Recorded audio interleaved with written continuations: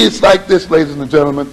If you saw black people in the United States as a nation, you would recognize that to a very great extent, the social disorganization that we complain about, the breakdown of families and institutions, the criminality of our children and so forth, is the result of the fact that as a nation, black people are suffering from a negative trade imbalance,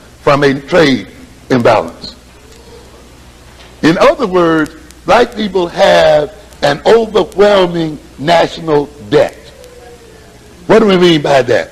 It means that more of your money, earnings, income are flowing out than what?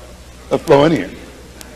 You jumped for equal opportunity and you educated your most talented people and you sent them away from you and sent them to work for other people. And the monies they earned, you told them to live among those other people so they contribute their brains and skills to your enemies and spend their monies among your enemies and enhance their power. And now they become neoconservative and join the attack on the African community. You understand what I'm saying?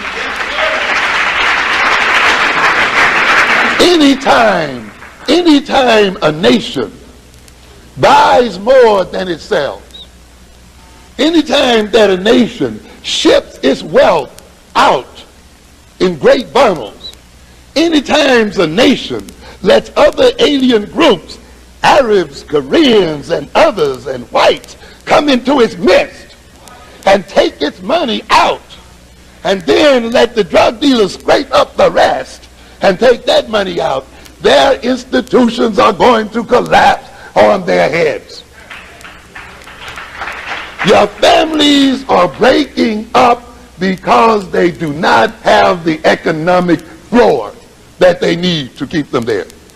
Your children are going wild because you don't have the money to give them the appropriate education and recreation and other kind of things you need. You cannot build the institutions that you need to maintain the viability of your society because you're giving it to everyone else. And you're shipping it out. And therefore you suffer from it. Now, with this view in mind, what does this mean?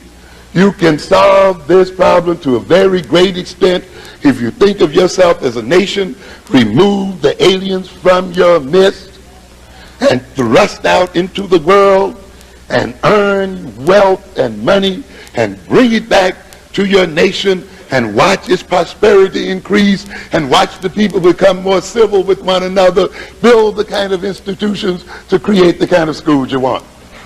But until you do that, it's not going to happen.